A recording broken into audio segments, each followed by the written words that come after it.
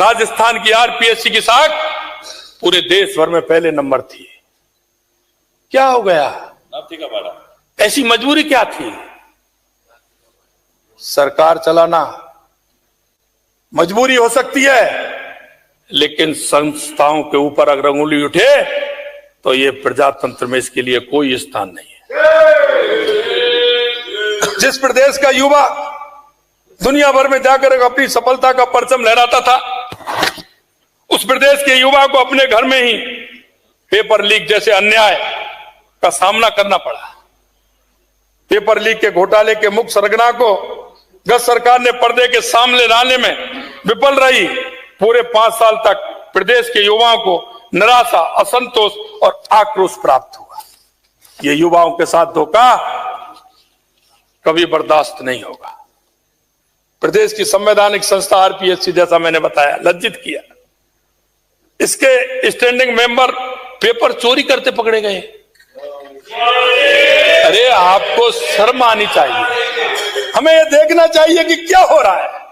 क्या आपकी आत्मा में आपने देखा नहीं उन युवाओं का कुठारा घर?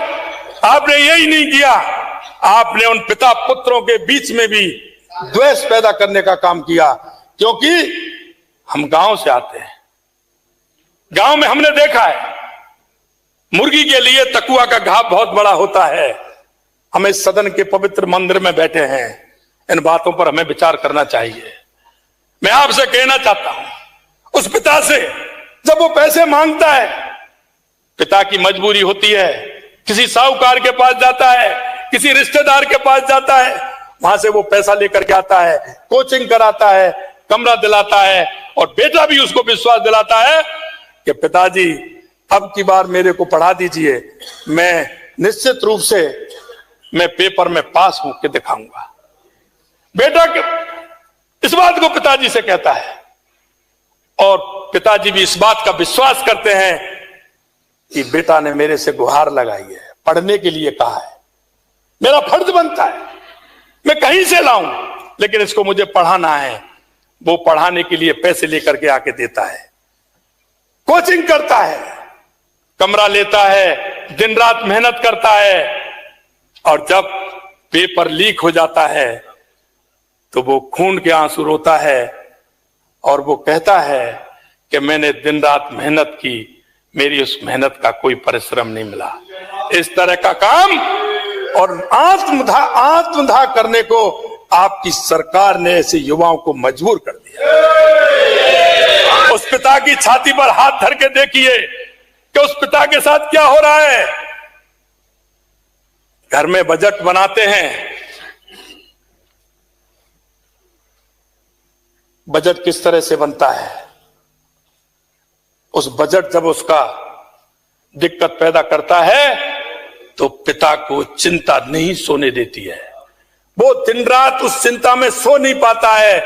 आप उसकी तड़पन को नहीं समझ सकते, क्योंकि मैं कहना चाहता हूं कई सदस्य तो ऐसे हैं जिन्होंने खुद ने नहीं किया, पिताजी की और उनके पूर्व की खा रहे हैं, और वो ऐसे बोलते हैं कि हमने कमा के दिए क्या। मैं आपको सत्य कहना चाहता हूं, कई ऐसे लोग हैं जिनको ये नहीं आता, यहां नहीं कहीं भी हो। मैं आपसे कहना चाहता हूं, छोड़िए, लेकिन बात ऐसी करते हैं। अरे आप करके देखिए, मालूम पड़ जाएगा, एक काम करने में पसीना आ जाता है। मैं आपको बताना चाहता हूं, मैं आपसे इतना भी और कहना चाहता हूं, मैं देख रहा था उनको, मैं उनको देख रहा था, उन पर भी मैं आना चाहता हूं, आऊंगा मैं उन पर भी आने वाला हूं। मैं आपसे कहना चाहता हूं,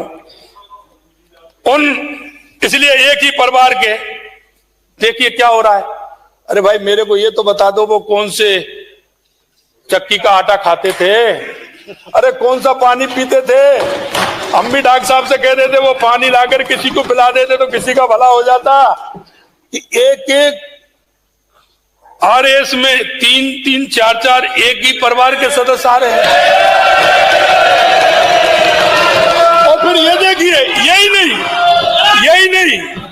अरे यही नहीं दादा, यही नहीं, आगे और देखिए, अरे आगे और देखिए, यही नहीं, आगे देखिए, नंबर भी एक ही आ रहे हैं। अरे भाई 80 नहीं आए 79 आ जाए किसी का, अरे ज्यादा दिक्कत हो तो 81 कर दो, लेकिन नहीं, पूरे जो कहा वही तो करेगा, वो जो कहा है वही तो करेगा, इसलिए वही करके उन्होंने दिखाया। ये राजस्थान किस तरह का प्रदेश बन गया, ये शर्म आती है।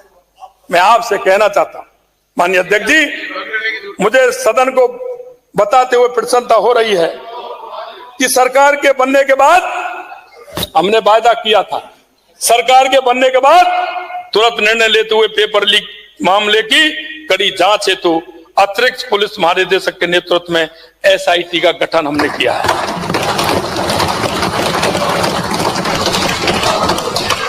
और भर्ती परीक्षाओं की मीटिंग, सुनिए साहब, भर्ती परीक्षाओं की मॉनिटरिंग मुख्य सचिव माननीय सदस्य आप चौथी बार खड़े हो, ठीक नहीं है, डीजीपी लेवल के अधिकारियों से करवाने का नीतिगत निर्णय लिया है। माननीय लक्ष्मणगढ़ से आने वाले माननीय विधायकों की चर्चा में सुन रहा था, वो कह रहे थे कि केवल एक एलडीसी के पेपर पर जांच लंबित है, जो कि हाई कोर्ट की भर्ती से संबंधित है, बाकी की जांच चल रही है। आप किस पेपर लीक की जांच एसआईटी से करवाओगे, यह माननीय लक्ष्मणगढ़ से आने वाले सदस्य जी ने कहा था। माननीय सदस्य महोदय, आप अपडेट हो जाएं।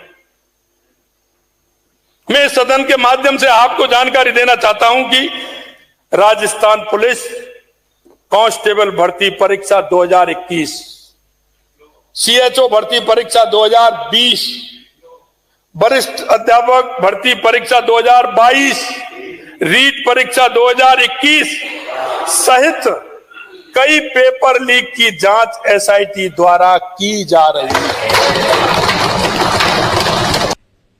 हमने जो संकल्प पत्र में कहा था कि 5 साल में हम 4 लाख युवाओं को राजस्थान के अंदर नौकरी देंगे, हमने 91,000 नौकरियां दे दी हैं, 1,56,000 पाइपलाइन के अंदर हैं, जल्दी उनको भी देने वाले हैं। प्राइवेट सेक्टर में हमने कहा था 6 लाख नौकरी देंगे, लगातार हम प्राइवेट सेक्टर में हमारे राजिंग राजस्थान के तहत हम काम कर रहे हैं और उसमें भी हम दे रहे हैं। मैं आपसे इतना और कहूंगा कि 2014 के बाद देश के अंदर आपने परिवर्तन देखा होगा। देश के यशस्वी प्रधानमंत्री नरेंद्र मोदी जी के नेतृत्व में हर क्षेत्र में आपने परिवर्तन देखा है, चाहे वो गरीब कल्याण की योजनाएं हो, चाहे वो विकास की योजनाएं हो, चाहे आतंकवाद नक्सलवाद का खात्मा हो, चाहे दुनिया में बढ़ता हुआ भारत का गौरव हो, ये 2014 के बाद आपने देखा है। और मैं इसलिए कहना चाहता हूं, शिक्षा के क्षेत्र में भी लगातार काम हो रहे हैं। कितने मेडिकल कॉलेज, इंजीनियरिंग कॉलेज, कितना बड़ा काम हो रहा है। मैं आपको यह और बताना चाहता हूं कि जिस तरह से राजस्थान के अंदर लगातार शिक्षा के क्षेत्र में काम हुए हैं,